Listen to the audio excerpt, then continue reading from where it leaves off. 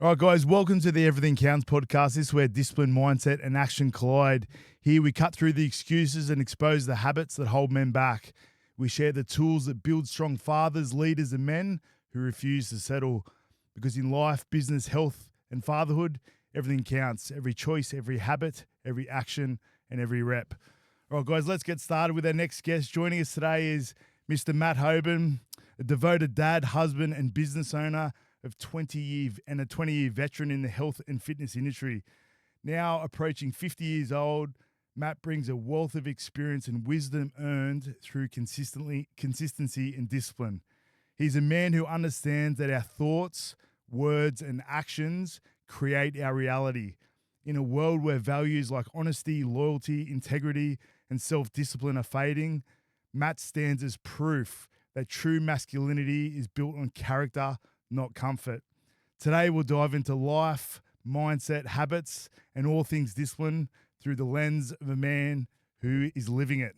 Mr. Matt Hoban. Wow. Thanks for joining us. Thanks for having me, mate. My pleasure. So tell me, 20 years in the fitness industry. I was saying off air before, Matt, when I look at you or when I think of you, two words pop into my mind: focus and disciplined. Like, what turned you into the man you are today? Mate, I just think I'm big on structure and habit comes off the back of that structure, mate. Like, I'm a bit robotic when it comes to certain things. I don't know if that's a good thing, but I find it easy for me to just be like that. Yeah. It's like autopilot. So I kind of lock into those things. And yeah, autopilot's a good way of saying it. So like, you get your goals and that, and you just lock into autopilot. So, like, day to day though, like, talk me through your day, because I know how extreme your days are, right? Like, talk me through where it started in the fitness industry to where you are now, because obviously being in the industry for 20 plus years, right? It didn't start where you are. Where did it start? And were you as focused as this back then as what you are now? Or you sort of got to this point? Mate, I wasn't that good at school. It wasn't really my go, and I love sport. So I wanted an outdoor job involved in sport. So for me, greenkeeping was the first plan of attack post-school. And I did that for a little while and met some great guys, but I knew that kind of wasn't my path. And I have a cousin who has been a PT even longer than me, and he worked at Vision back in the glory days. And that I went to see Vision back in the day, I think like everyone, and it sparked a massive interest for me. So that's where it all started. How old were you there? Was that after your apprenticeship? Yeah, I would have been very early 20s. Early 20s. But like me and the mates would always train at the gym in Oatley, and then Sylvania Fitness First. That was like the mecca. And that whole scene was magic, man. It was like just... There was the glory days of the industry, and it was so new, and I wanted to be part of it. Hey, I just wanted to be part of it. So what was your initial question? Sorry, I was rambling there, mate. No, like, how did you get to where you are now? Did you start off as disciplined as what you are now, or how did you get to that point? Always, I think I just find it in life easier to follow. I just call it like a system rather than just being ad hoc. I find structure effortless. And I can just switch my brain off and kind of just go into autopilot. So whether it was me as a greenkeeper or me as a trainer, I was always that type of person, mate. Like, always try and be first in the gym, last to leave, meet people, just get chatting, not be cringy and shit like that. You're someone that I never see not in a good mood. And I'm sure you are at home, because we're our worst person at home, moments. right? Yeah. I have my moments. But like, for someone, how many sessions do you do a week now? Like, probably, I know it sounds ridiculous, probably about 90 sessions a week. So, and I know that I can break that down because it sounds outrageous, but it's not hard. Hey, it's not work, bro. It's not work. It's like just hanging out with cool people. So if it's 90 sessions, how many different people are within that 90 sessions, approximately? You're factoring in that some people train multiple times a week. You're probably looking at about 50 people. Like, that's insane. I remember during COVID, I was training at your gym, and I look at the time and effort you put into remembering, like, my life, right? You multiply that by 50. Like, what is your mindset coming into a new person coming in going, all right, well, I've got to remember, this guy's going through a tough time at home. this guy, I got to motivate this guy. Like, how do you stay like Mate, I think on it's point for it's that? not. I'm not good at a whole heap of stuff, but I think like that movie Rain Man, I just remember shit about people because I actually, not being cheesy, I actually care, Yeah. and it just sticks. So yeah, I don't find it hard to remember little. It sounds bad. I probably remember more about my clients than I do my kids' birthdays and Mrs. Valentine's Day Yeah, and shit. yeah. But yeah, I just it's just like Rain Man. It's So you just in must there. hear all sorts of stuff, right? Oh, Because it's incredible. being Mate. a personal trainer, it's It's not in the all about vault. motivation, right? Yeah, it's you're listening to people's problems. Is that a big part of it? Big time, And would mate. you say, because I say to my kids a lot, you've got to be a chameleon in life, right? You've got to be different versions of yourself, but you still have the same ethics, right? Yeah. So I'm imagining clients respond to different types of criticism or motivation when they're training. Would that be right? Absolutely, mate. Yeah, like I'd say on a whole, most people like positive feedback, but there's definitely some that can't stand. They think it's phony and fake. They Really? really like a lot of negative Yeah. feedback. And then, mate, you get clients that, and this was massive in COVID. Like people would come in totally against getting vaccinated and totally against the whole concept, and then the next person that would come in is on their sixth booster shot, pro lockdown, and it was this roller coaster. Yeah. And that can happen, mate. Everyone wants to talk about politics and God knows what. So you got every 40-minute little block, you're shifting from topic to topic, from mood to That mood. must be so draining. Like, is there any pre-workout caffeine to sort of help you through I that don't mind a process? couple of coffees, mate. Pre-workout gives me anxiety attacks, man. I used to have that back in the day, but I can't do it now. So from a young age, you're obviously very focused. Talk to me about your upbringing. Did you have a father and a mother that were like that sort of mentored you into that role? What made you become that person at such a young age?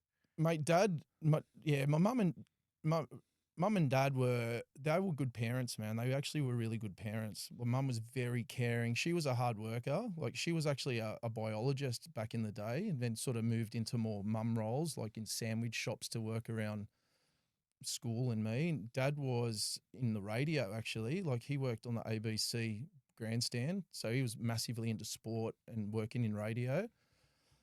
But mate, his upbringing was fueled by a pretty angry dad. So my granddad was not the version of him that I saw, but the younger version of my granddad, from all reports, was a pretty mean, nasty fella post World War II in New Guinea. I think he obviously had a bit of PTSD and treated my dad and my uncle pretty poorly. My dad was never shown, I think, in hindsight, a lot of love. And I think even though he wanted to try and show me that love, which he tried so hard, it was very difficult, mate. And alcohol was a big part of it. In my dad's side of the family, alcohol was huge, mate. Like it was a big culture, hey. So dad was, I reckon, a functioning alcoholic. So what does that look like growing up? Is it Monday to Friday? He's not drinking and binging on the weekend, or is it daily? Mate, dad. Is there aggression at home? What is it like? There's a lot of aggression at home. I'll get to that. And a classic example, and I don't know if it was just my dad or that whole era. Like blokes now finish work and go to the gym. Back in my dad's era, it was finish work and go straight to the pub with the boys and have 27 schooners. And mate, he would drink in a pub in Naui where women actually weren't. Well, my missus wouldn't believe this, so I had to get my mum to vouch for this. They would drink in a section of the pub where women weren't allowed in. Really? And he'd say to my mum, pick me up at 6. Mum would get there and like knock on the window, and he'd be like pointing to his schooner going, finish this one, So we'd be in the car park, mate. I'd be playing like cricket or footy in the car park, waiting for dad to finish drinking. And then he'd drive home.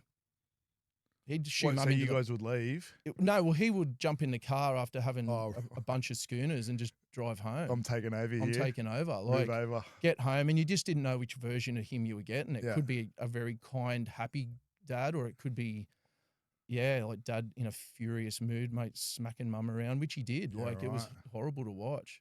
So what, was that normal? Nah. Yeah. Did it feel normal though growing up because you didn't know any different? It never felt normal, Yeah. man. It never felt normal. Like it felt horrible. You just wanted to protect mum and hide.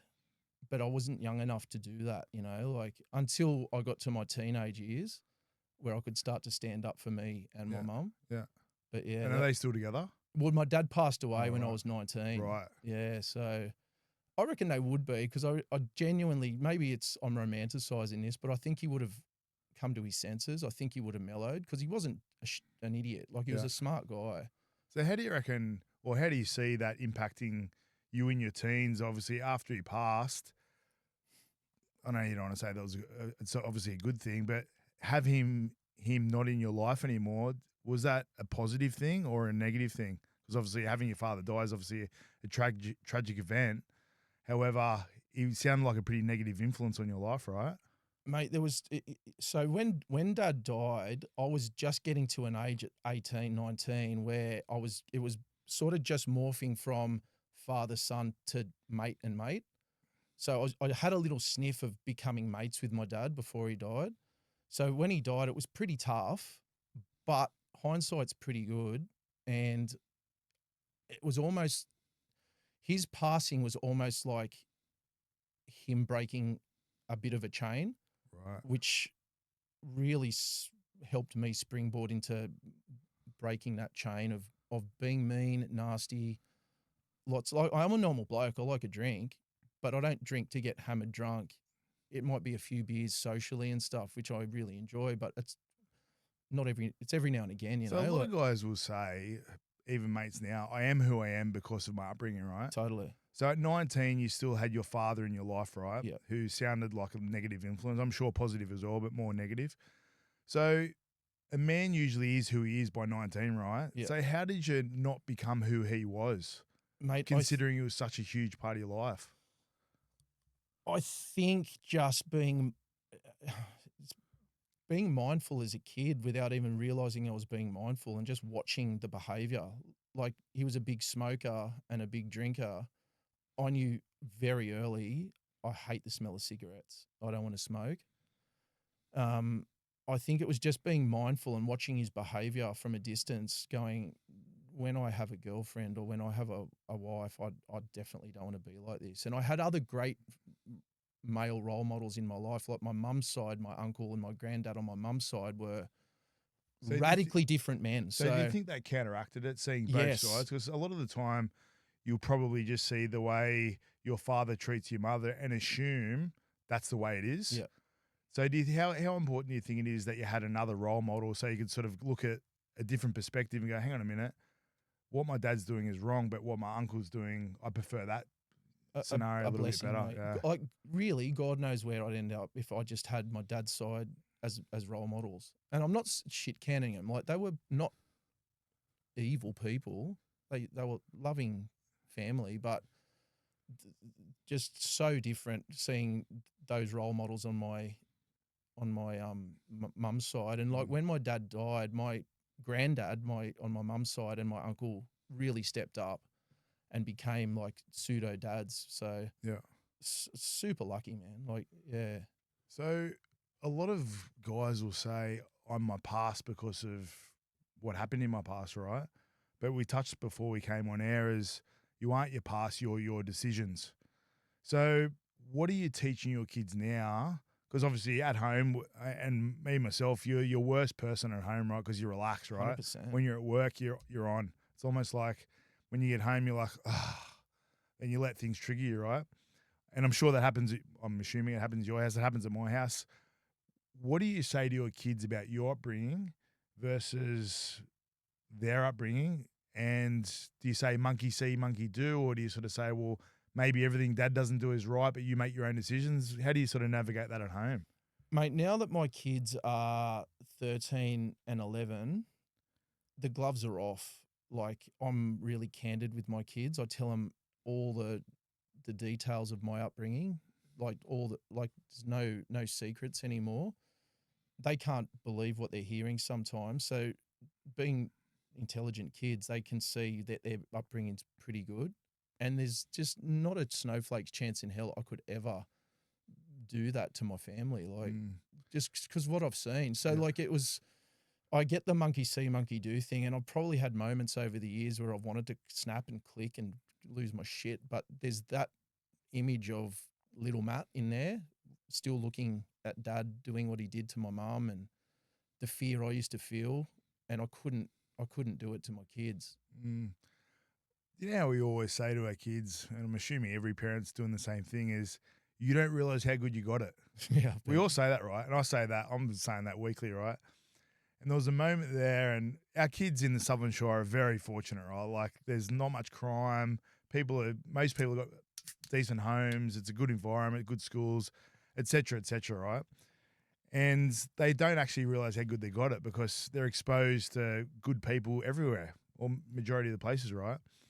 And I'll just pull on a bit of a thread regarding that, right? So my kids were complaining about iPad batteries. This was a few years ago, right? And I said to the boys, I grew up in Campbelltown, right? Or Bradbury. And I said, you forget guys that, don't eh? realize how good you got it. And they were crying and whinging and hitting and like banging the iPads, right? I said, right, get in the car. And this is like at 6 o'clock, we in Kerno, right? And they jumped in the car. I said, where are we going? I said, we're going to Claymore. And we drove out to Claymore. And you know about Claymore. Claymore's like in the top 3 worst housing estates in, I don't know if it's Australia, but it's definitely Sydney, Yeah. right? So Bradbury's, 10 or 15 minutes from Campbelltown, right? So we pulled out the front of the house I lived at Bradbury. And we sat out the front, and I said, I used to live in there. It was like a little townhouse, like a house looking ahead townhouse, right? And I told them a few stories about what happened in that house, right? And I could watch them they were in their seats, right? And I was watching them as I was talking, right? And they're like, like, okay. Then we drove to Claymore, right? And there's boarded up houses and, like drunks and, it's pretty bad Full area, over. right? Anyway, we drove to Ed's. Yeah. Anyway, the sun was going down, and we put up in front of this guy's house, right? And there was this guy at the front, like maggot drunk, right? Like just out the front of his porch, like I boarded up, like smashed windows and that. And I said to the boys and looked at the revision room and said, out you get. And they're like, what do you mean? I said, I'll pack your sleeping bags in the back, get out, you're staying with old mate tonight. I didn't want to get out of the car. And these little kids in the back aren't, I don't know. But so the reason why I say that is I think it's important to expose your kids to that type of thing. Totally. And I don't really think you truly understand it unless you feel it. You need to feel scared like you were from probably your father when he's hit your mum or when he was drunk. So I think it's important to sort of allow your kids to fall on their face a little bit. It's like when you say, don't touch the oven. They'll touch the oven, right? Because they'll realize the oven's hot and go, okay, I won't touch the oven. So I just put my phone on silent.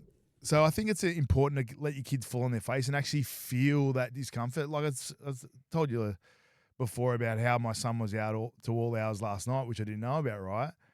He's done it. He's now been in trouble for it, and hopefully he learns from it. So the learning curve for you though, mate, how to react. Mate, like I was saying to you off air before, and like he was out all night. Like I was watching him on 360, and he's out just going to Macca's and all these things with all his mates. I'm like, dude, like you're fucking 13 years old, man. Like, what are you doing? I said, that's breaking my trust. I said, you can't break my trust because next time you tell me the truth, I'm going to sort of doubt whether it's true. Hell yeah. So just regarding that, what sort of lessons are you teaching your kids about so they don't fall into the sort of same trap as what your father did?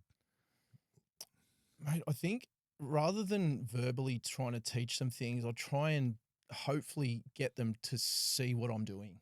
I think action is bigger than words. So hopefully my little daily habits and little quirky idiosyncrasies, mate, can rub off on them. But yeah, I do get into their ear a lot about choices, mate. And I'm massive on who you hang around is who you become. Yeah. I think that's almost if not a daily chat with the kids, it's a minimum 2 or 3 times a week. We discuss friendships and that influence that people have, because I can't be there all the time for them. So, mate, my own habits and just trying to teach them some common sense too. Yeah. Hey, I think that's my big one that's missing in this. And I'm not their friend. Yeah. I'm literally not their friend, mate. I can be friendly, and hopefully one day when we're all adults and when I grow up and they grow up, we can all be mates, but I'm their dad, mate. Yeah. And Ness is their mum, and we're not friends. Yeah. It's funny that you say that, Matt, because my oldest son, who's like my best mate, but at the same time, I still remind him, I'm not your mate. I'm like, don't talk to me like I'm your dad. until you're paying the mortgage and doing all these things, we're on a different level, right? We can wrestle and have fun, but there's a point where I say no, it's no, right? Yeah. And it's really challenging to sort of like set those boundaries so you're not chummy all the time. And I look at my brother, right, who's like a drill sergeant with his kids, right? It's the point where it's like, mate, give him a break. Whereas I'm a little bit like that, but in between that, there's fun, there's wrestling, there's joking around. I'll hang out with his mates and do fun things together. It's not always the one way because I don't want my son to, every time I ring him, go, oh, fuck, here we go again. You know, it's just give me a break. It's like last night, like when he was out, when I was saying to him, Matt, like, you're out. And I'm like, I could blow up. And I went to the gym this morning. He usually comes to me, right? And he didn't come because he, like I said, he won the award for footy last night. I'm like, you know what? Have a night off. Yeah, man. And it's good you did that. Yeah, and I've got to remind you, like, he's a kid. I don't want to take his childhood away from him, man. but there's lessons along the way, right? And I said to him, I said, mate, if you're not going to go to training this morning, you got to make it up. Like, what are you going to do to make it up? He goes, all right, Dad, I'll do an ice bath sauna with you tonight and a gym session on Sunday. So he should be going to Fitness First with me on Sunday. So, like, I know you said monkey see, like with your kids watching what you're doing, are you teaching them like little things like that to sort of, like, say, for example, when you said about their friend group, right? If what are your kids' names again? Casey is my son, Casey, and Addison's my Casey daughter. and Addison, that's all right. So if Casey brings a kid home that you go, oh, mate, this isn't where I want you, how do you sort of navigate that to sort of go, well, you can come over because it's rude for me to send you home, but is it a chat after that, or how does it look? It's a chat after. Yeah. Yeah, it's just a straight out old school man-to-man, mate, this is what I think. This is, like, I'm not trying to control every facet of your life. Yeah. But have a look at that behavior that happened just in our house before. If I heard that you did something like that through the grapevine, we'd having more of a serious chat than you'd imagine. Hey, Yeah. So yeah, and is Vanessa on board with that as well? Yeah, absolutely. Yeah, absolutely. So how important do you think that is? Oh, dude, like, yeah. I actually couldn't. Look, there's obviously times where Ness and I are polar opposites. And we try desperately hard to, if someone's in control of the situation, I'll have her back, even if mentally I'm like, fucking serious. And we'll have that discussion behind, just so we're unified. Right. But yeah, fortunately, I think 80-20 rule, I think 80% of the time we're on the same page. Yeah. Do you think, I was saying this to someone the other day, do you think, or I think at home, I haven't got a girl, so I only talk about boys, right? But a man's job is to turn your son into a man, right? And It's not always going to be easy. Whereas a mum's more of their role is to make sure they're fed and warm. Yep. So it's almost like it's constant good cop, bad cop. Like dad's being hard, but mum's being, give him a break. Is that what you find at home, or it's always like, you know what, we're all on board together with discipline and mindset? Mate, I reckon what you said is 100% normal for most families. And this, I'm not downgrading my masculinity because I'm a man, but my missus was in the army for a long time. So she's been rubbing shoulders with men in a masculine environment. And she left the army and went straight into the paramedics. She's not what I'd call a normal chick. Right. So she can be a drill sergeant too, mate. Right. Yeah, she's very systemized and very structured, and so it makes my life pretty easy. So, but I think for most families, dad can be that bad cop a bit too much. Yeah. As long as dad's stable, mate. As long as dad's like just a rock and the shit's going crazy, he's just that rock. Yeah. I think without staying calm, which is hard. Yeah. It's so hard, mate. Wow, man. Like, it's more the respect thing, I think. Like, I just go, you know what, I'm doing so much. Just give us a hand every now and again, or just offer. Mate, do you want a drink, Dad? Fuck, you look, do you want something? Just those little things, just the little 1%ers matter. And mate, I'm dealing with that at home. We're selling a house, right? I'm sort of saying to the kids, like, there's a lot of pressure at the moment, right? We've got to make sure everything's spick and span. He gives a hand with the lawns and stuff like that, and they're doing half-assed jobs, and it's hard to bite my tongue and just go, they're just kids, but he's just 14, he's just 12. I'm like, yeah, but then he's just 15, then he's just 16. Like, there's got to be a point where you go, mate, the penny's got to drop. It's funny because I've only had one 14-year-old.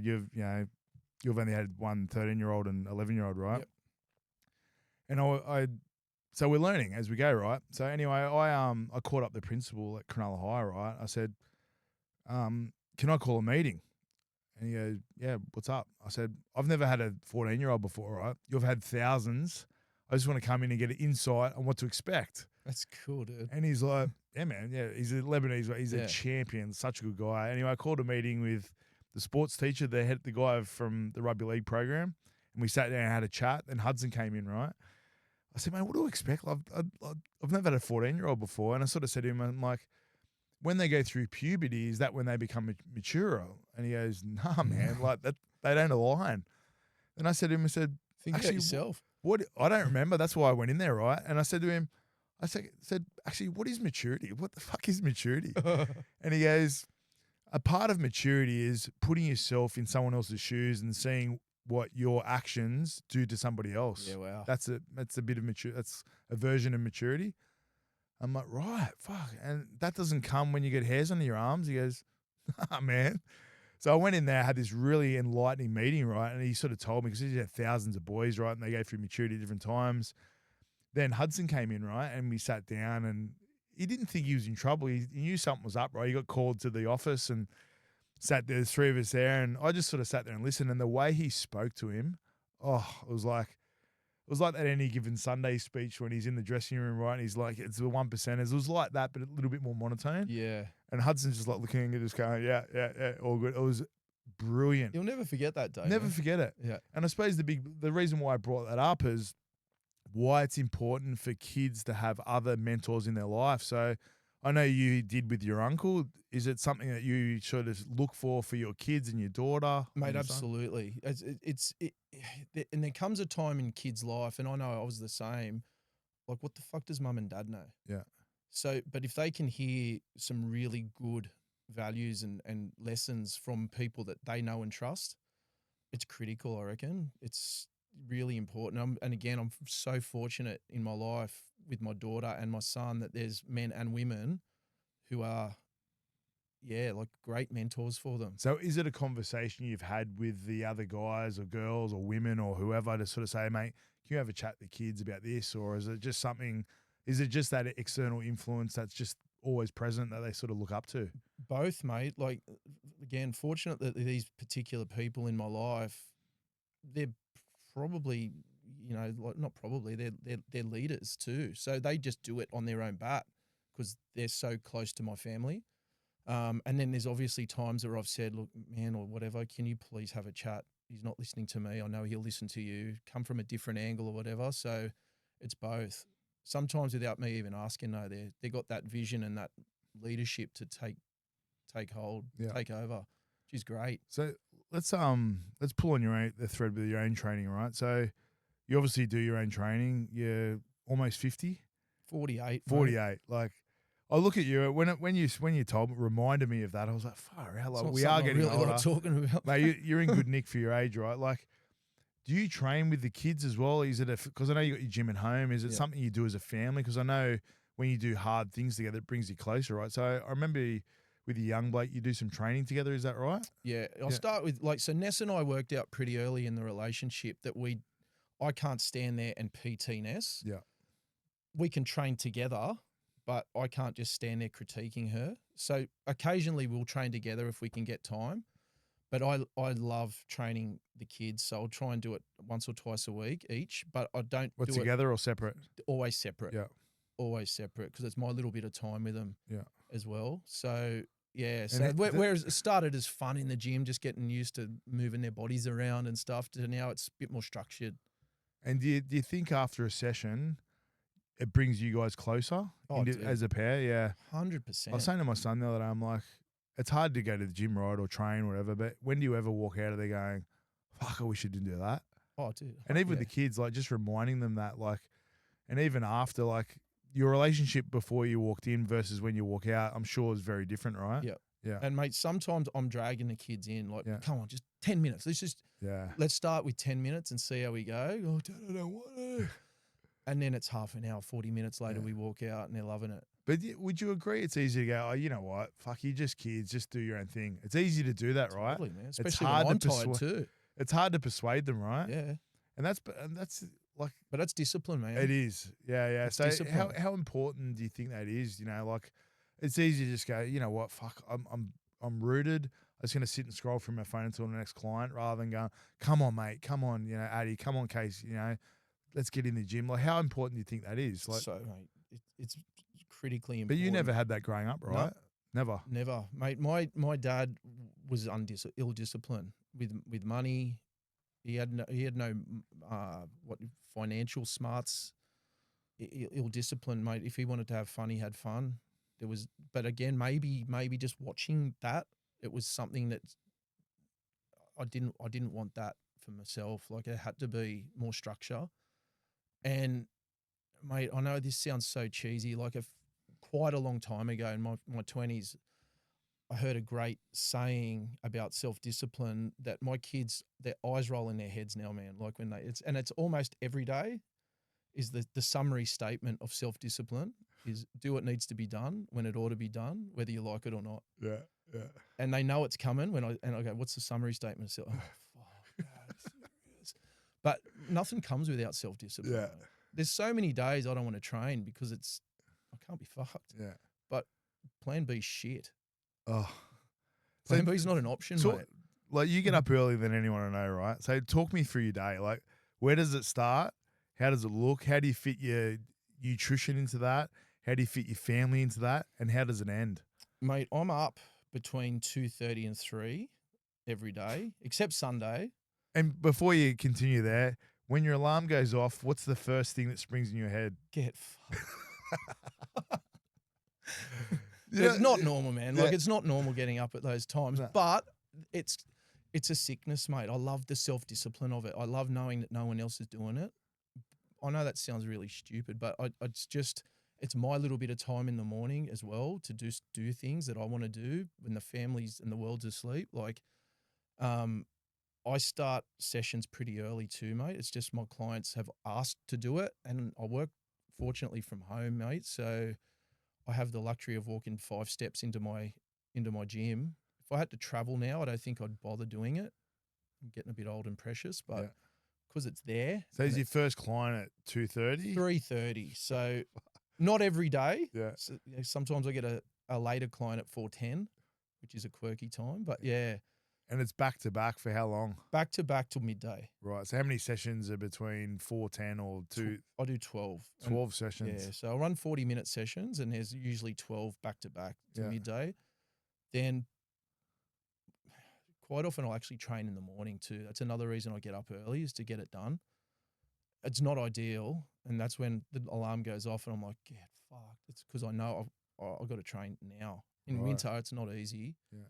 But and is there any head noise? Like, are you in there sometimes just going, what am I doing? Like, you got the same 4 walls. 100%. Like, would you just, like, people would look at you, I think, and go, fuck, he's so focused and disciplined, and just assume there's no head noise? There's head noise. And when I say head noise, it's like the demon on your shoulder going, fuck this, just go back to bed. You don't need to do it. Just cancel the arvo. Just go have a beer or go hang out with your family. So that's going on as well? 100%, man. I'm not like some freak. Like 100%. Like I think it's been fortunate rubbing shoulders with so many different people in my career that I look at what plan B looks like if you take shortcuts, and I just don't want that. Yeah.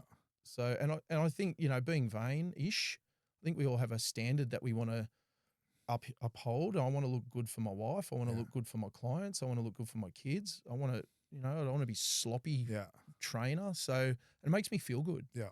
It actually quietens the head noise, the training. Yeah.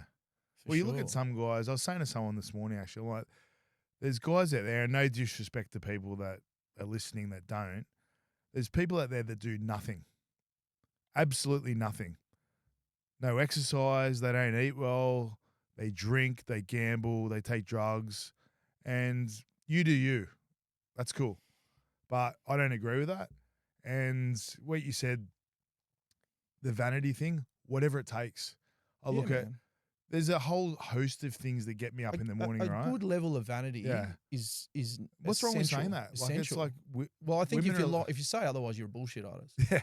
Like everyone cares. Like, it's like when you go to, and you I'm sure you hear this a lot. I'm just coming here to feel good. Yep. Like your clients, I'm like, bullshit. You come here to look good. Fucking earth. And you're saying you feel good because you probably think you can't look good. 10% of clients is for their health. Oh, is it I really? reckon. Yeah, right. So when clients come to you and say, "Oh, I just want to feel better," do you just look through that and just go, "Okay, you want to? Well, clearly you want to look better." I don't verbalize it, man, but it's like, who wants to look shit? Yeah, that's right. Yeah, it's almost like a little bit accepted now that the bigger people, right? Oh, it's okay to. I'm like, yeah, but you just got to control what you put in your mouth, right?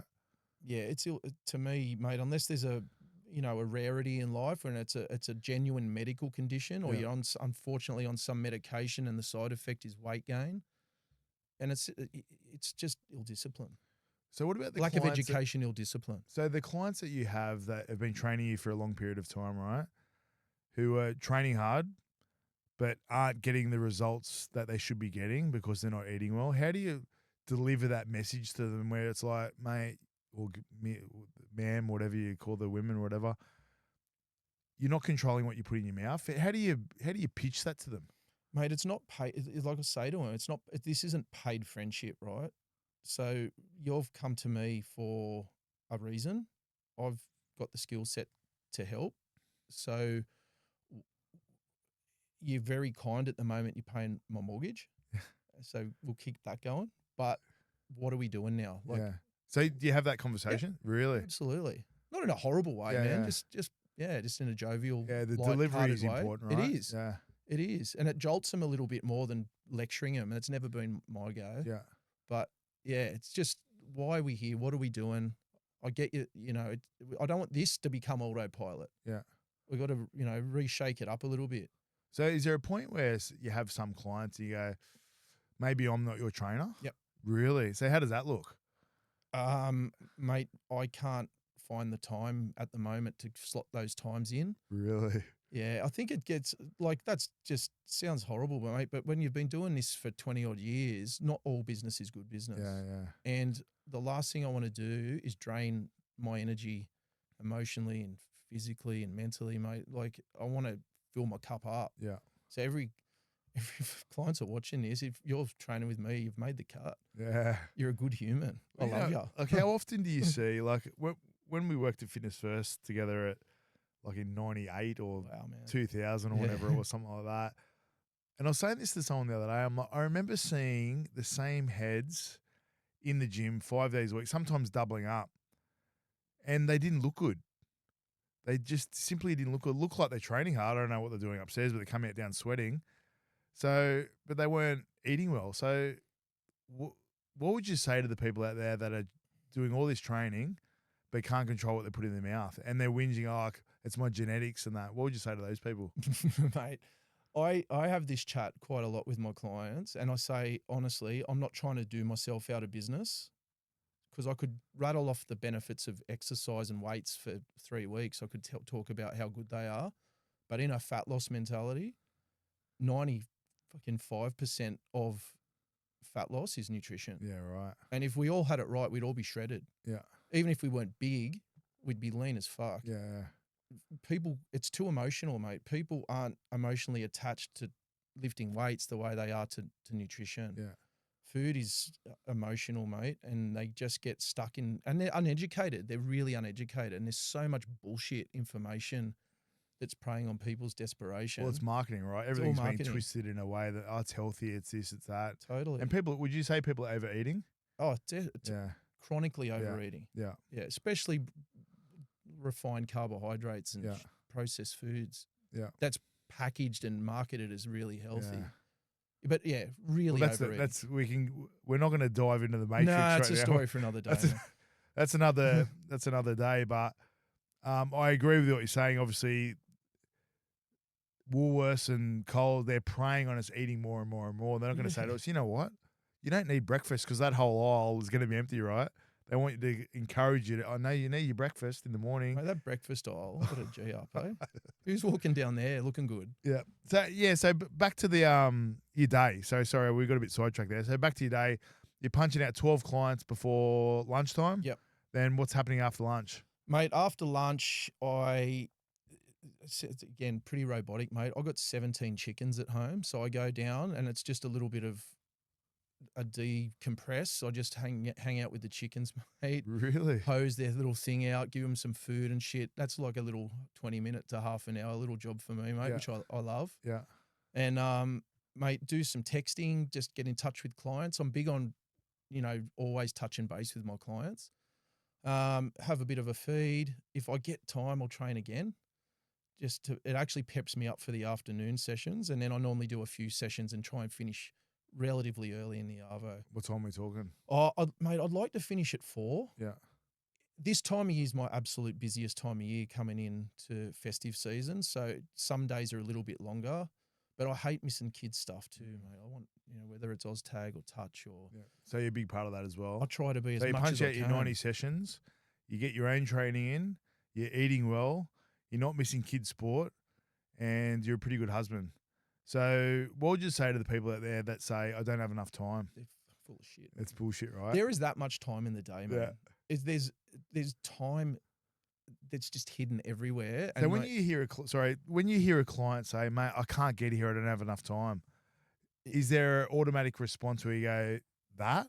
Or do you just go, all right, well, I get you're not like I am? Absolutely, man. Yeah. Not everyone. Everyone's reality is different, mate. There's no. I actually believe that now. There's no such thing as the reality. Everyone is seeing things from radically different perspectives. So not everyone's the same. Yeah. Some blokes, more blokes than chicks, you can have a bit of a banter with and call them a few names and tell them they're kidding themselves. But for the most part, mate, I genuinely think people in my client base aren't bullshitting me. Yeah. They genuinely believe that on this instance, I don't have time to get there. So would you, let's just pull on the mindset thread, right? So you have 50 people come in, different people per week. So let's just talk about blokes, for example, right? So if you didn't know what the guy did for a living, do you reckon by just training with him, you could determine whether the guy's successful out of the gym or based on the way he's training in the gym? Do you reckon that's a common denominator, that it's if you're disciplined and focused in the gym, you're disciplined and focused out of the gym in life? Mate, it's a sweeping statement, but probably, yeah. Yeah. Yeah. So they align. Is that They what you're saying? align. Yeah. Yeah, and it's amazing if you want to call it successful clients, it's a crazy observation how many of them are in shape. Yeah. And I'm not talking about big jacked guys, but they look good. Yeah. I think looking good now is if you're in a suit or like a shirt and tie, you look okay. Yeah. Like the washboard abs and all that, like I think I don't know. That's a genetic thing. I don't know. Tell me if I'm wrong. It's a genetic thing, or you really got to be really controlling what you eat. Both, mate. Genetics helps. Yeah. It definitely does, 100%. But, mate, anyone with a six-pack is a cyborg. Yeah. And it could be argued how much genuine life are you living. Like, you can dabble in abs and have them for a bit, but to have abs indefinitely, visible fucking abs, it's unless you're on some type of performance enhancer, mate, you're either a robot or on gear or, I don't know, mate, like a freak. So do you reckon it's possible to tick every box, right? Be fit and healthy and look good, have a good relationship with your wife, be an awesome parent, be a great friend who's social, and also be successful in business? Do you see many of those people? Mm-hmm. Or it's more like, all right, well, you're successful in business, but your health suffers, or you're successful in business, you're healthy, but your marriage suffers. Do you see anyone that ticks all those boxes? Mate, think of this analogy. Think of the guy at the circus spinning plates on sticks, right? He's got his marriage, his fatherhood, business, friendships, whatever, hobbies, and you're constantly spinning plates, right? And some are wobbling, man. Some are like getting real sketchy. Like that, you can't. It's very difficult to be spinning 16 plates all at once without some starting to get a little in need of attention. Hey. Yeah. I was kind of thinking you would say that. I'm glad you did, because I look at the plates as 100%. So every plate's 10% or 15%, right?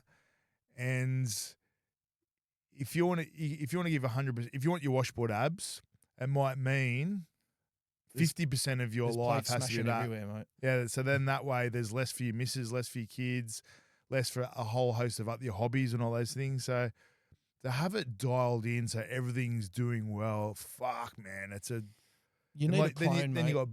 you got bills, mortgage, you got all these things Yeah. going through your head. Fuck, I want to be healthy, I want to be fit, I want to be a good role model. Fuck, I haven't seen the boys. All these things that are going through your head. And I said on the podcast the other day, because the next questions I'm going to ask you is, are you happy?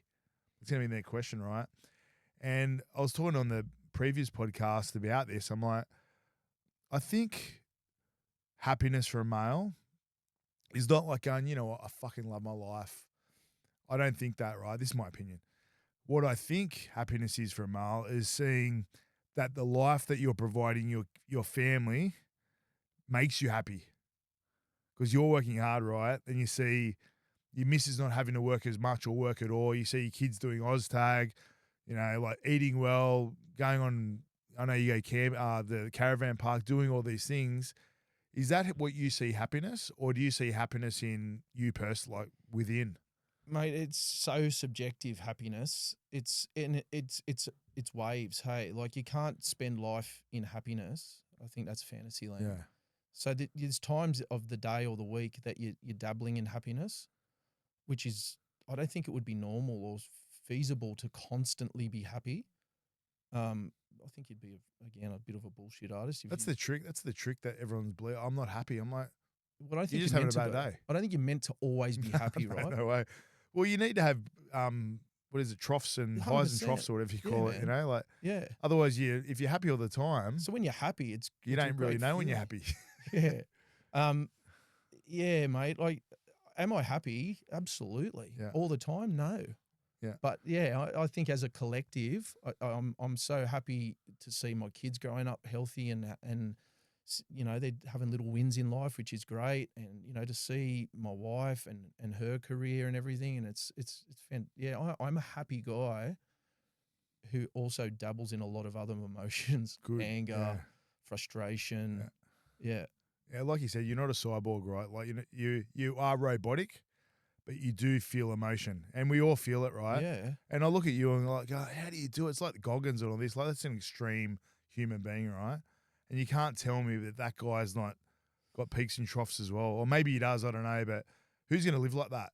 Mate, Just say take it a again. portion of I that. think it's life's so busy being it's a system, an autopilot I can just lock into and get through my day. Tick my things off the list that needs to be done without getting overwhelmed. Yeah. Yeah. It's autopilot. All right, I'm going to shift gears here a bit. We haven't done our challenge yet, so we got we sort of touched on this off air a little bit about the physical challenge, right? So we've got the sniffing salts. Got a brand new bottle of sniffing salts because someone left the lid cracked the other day and the smell escaped, so it wasn't really working. So you got two. We've got a second hot sauce today. So I got the sniffing salts or the hot sauce.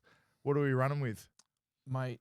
I'm gonna say something stupid. I've tried hot sauce before, so let's go the sniffing salts because I've never tried them. Well, this is a brand confident new bottle. response, mate. I've taken the plastic off the lid. I've pulled the spoon out, so this is going to be a fresh one. So it's not going to ruin your day, but it's going to ruin the next 2 minutes if you have this, right? So I'll have the hot sauce. So I'll just activate it, right? So the one that I bought last week was one that I bought from Nutrition Warehouse, and it was strawberry flavor. Like, how pathetic is that? Like, I wanted to blow my head off, right? So anyway, Sammy had the strawberry one, and it hardly worked, right? So we're going all in now. So it doesn't come activated, so it doesn't wear off, right, or fade away. So put a little bit of water in, dip it in. I feel for you. I'm really glad you didn't choose the hot sauce because I really want to do this. Fuck, man. So the key to this, if you take the lid off, the smell escapes. So you want to crack the lid on a 45, and as you do it, sniff it.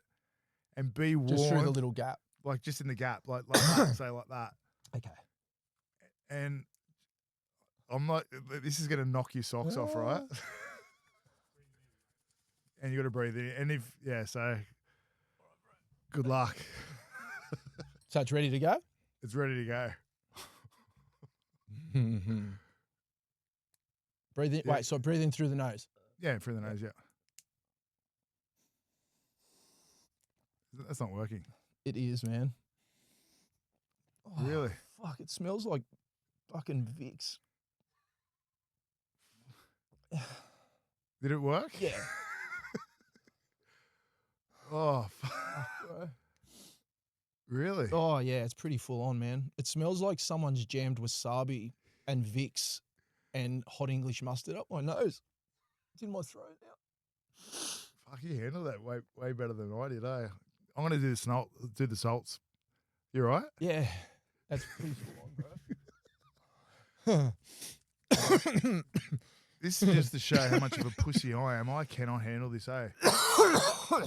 You all right? Yeah. Far out. You handle that really well. It makes me think, fuck, it's not working. It's steaming out of there. Oh, no, the lids. Oh, no, the cotton ball's still in there. Oh, gee, we'll give it back. Give it The back. cotton ball. Oh, It's still fucked. The cotton ball. So I poured If the my water. eyes are watering from that, So I poured the water on the cotton ball. go again then. Oh, look at this. All right. Okay, now I'm fucking nervous because I actually thought I got away with that. Okay.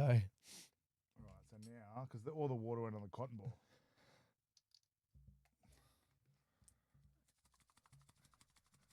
Is this a stitch up? Did you guys mean to do this? No, I swear to God, I didn't even look in there. I thought the salt was all the way to the top. But it was a cotton ball. All right. So you just like boom, like that, boom. Okay.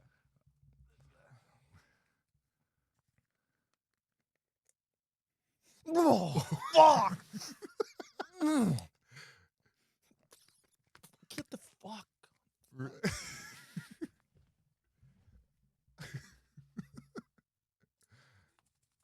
That worked better that time, eh? Oh, I'm wow, gonna do it as man. well. I'm just going to do it as well. That was pretty heavy with the cotton bud in it. Yeah. I've had worse, but anyway. I've never done it before, mate. Oh, yeah? Well, the jalapeno, I don't know, the jalapeno chili one, 900 times hot. I used diluted. I'm going to do that too. Yeah, give us a Do it go. together. Give us a go. You don't mind sharing a spoon, do you? No, man, no. Right. Oh, fuck. That's a fair bit, bro.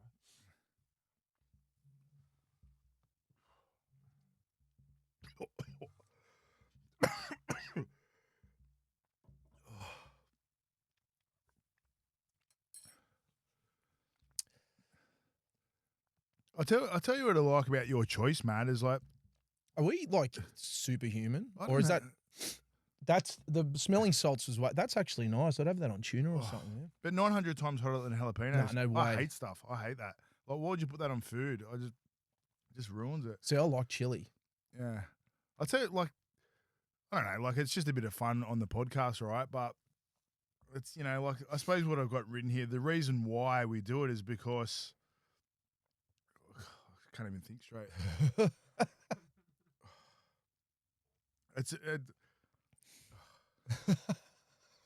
It's all about leading My by mouth's example, burning, showing bro. that discomfort is where growth begins. The challenge represents what the show is all about, facing resistance head on and proving that every test counts. That's what the challenge is about, but it was not as successful as I would have thought. But It wasn't unsuccessful, mate. yeah, well, I just thought it would have been a bit more head rocking. Anyway, so regarding the discipline and mindset and all that, what would you say to the audience out there that are saying, I don't have enough time, I'm not disciplined enough, I'm not good enough, and they're really in a trough? Like, what would you say to those guys? Like, obviously you got clients that are like that and are training and getting really good results, and there's a host of people out there that are complaining about their lives. What would you say to those people? Well, mate, I use the term before autopilot. Like, there's things I do in my day that are autopilot because they just have to be done, right? But I think my life as a whole is far from autopilot. It's pretty well thought out. I have, it sounds cheesy, but there's goals, there's plans, there's direction. I don't think many people genuinely contemplate what their actual goals are. Now, whether that's for being a good husband, a good business owner, a good, whatever, they don't plan their goals. They certainly don't write them down and read them. And I know that, again, it sounds cheesy, but there's some real power in doing that. So I think most people are living life in autopilot. So stumbling around, sort of not really understanding what it's like a direction ship they're without going. a captain, yeah. Yep. So regarding the goal setting, right? And regarding the goal setting, so a lot of like this New Year's resolution bullshit comes around every year, right? I don't want to hear it. And my kids, we don't talk about this sort of stuff at home. If you set a goal, you set it now. Yep. Right? So how important do you think is setting a goal and putting actions in place to achieve that goal? It's all well and good going, I want to have my house paid off in 2 years. How? Yeah. Do you agree you need a how and some action steps in line or How in and process? deadlines, man. Yeah. Like there has to be some type of even mini deadlines along the way. Yeah. Otherwise, it's farcical, man. It's nonsense. Yeah. Yeah. So are you doing that? Yeah. Yeah. Yeah. Absolutely. So what is it? Can you give us an example of a goal that you may have set and the goal that you've achieved and how you achieved it? Mate, it is. I think property's a good one. Like, over the years I've been fortunate enough to come into some properties and have goals of being able to accrue them and know when to sell them, and sort of health is another one, mate. I think, like to have to plan out nutrition each day, and I know that it's more of a minor goal, but to have those little mini goals each day and have the self-discipline to do food prep, and whether it's if you're into cryptocurrency, mate, actually don't disregard it, actually look at it, and just little steps each day, mate. Little 1%ers each day are important. We touched on this before. Like, success isn't this lottery-like moment. Success is, and like I said at the end, the brick by brick daily efforts, which eventually becomes a wall. So those little things that you talk about, those little things eventually become a big thing. Would you agree with that? Oh, mate, yeah, very powerful. And the thing is, people think it has to be this monumental step. It's like one of my mates, right? He's a lot more successful than me, right? And if your first step is from 0 to 100 million, you're going to give up. It's overwhelming. You need to make your first step little. I want to get to the guy that's earning 100 grand a year. Then when you pass him, go 200, rather than have this huge step. Like, don't set the bar so high. So do you agree with that? And do you see people maybe falling off the bandwagon because they've set the bar too high? Yeah, man. It's great to have these macro goals, but you need little steps along the way to get there. Otherwise, it's so overwhelming that it's unrealistic. Yeah. So your natural human instinct is to shelve it. Yeah. Yeah. What my sister-in-law's dad, who passed away now, I remember he was very successful, right? And I asked him, he was like 70 odd. I said, any advice this was when I was like 30, right? Any advice? And he goes, I often get asked this question. And he goes, one thing that I say and one thing that I do every single day is I write a list of 10 things. And it's as simple as going to the gym, following a diet plan, achieving this at work, spending an hour with my kids or making 5 random, whatever it is, right? Excuse me. But at the end of the day, he will tick them off. And it's that daily sense of achievement rather than going, oh, I've got this goal I want to be worth $100 million. It's so far away. You know what? Fuck it. I'm just not going to do it anymore. So how important do you think is writing a list or having daily actions? And obviously achieving them. Do you think it's good for your mindset knowing that every day you're achieving something little? Mate, it's so critical. I try and keep the back end of my business a pretty simple model. And at 48, I still love quite often using an old school diary with a pencil. Right. And I literally write out every single day in bullet point form, in times, what I have to do, and ticking each one of those things off. Maybe this is just the autopilot or whatever. It's really inspiring, man. Even if it's little things like, all right, clean the chickens out, or So let me get put a this load straight. of washing in. It's just You're little, writing it down and then ticking it. yeah, You're man. actually doing that. Every little thing. Right. Hey, yeah. So like that's the thing. Like you look from the outside, and it's good to like sort of dig into this, right? Because you look at you and you go, "Oh, he's just disciplined." I'm like, "Yeah, but there's more. There's more layers to it, and a layer is writing it down and ticking it off, Yep. and then the next day you're doing the same thing, and by the end of the year, you've done 10 things multiplied by 356 days a year, right? Yep. Which is a lot of people haven't. So, what other sort of things are on that list? Are there family goals? Are there kid goals? Yeah, we've got mate.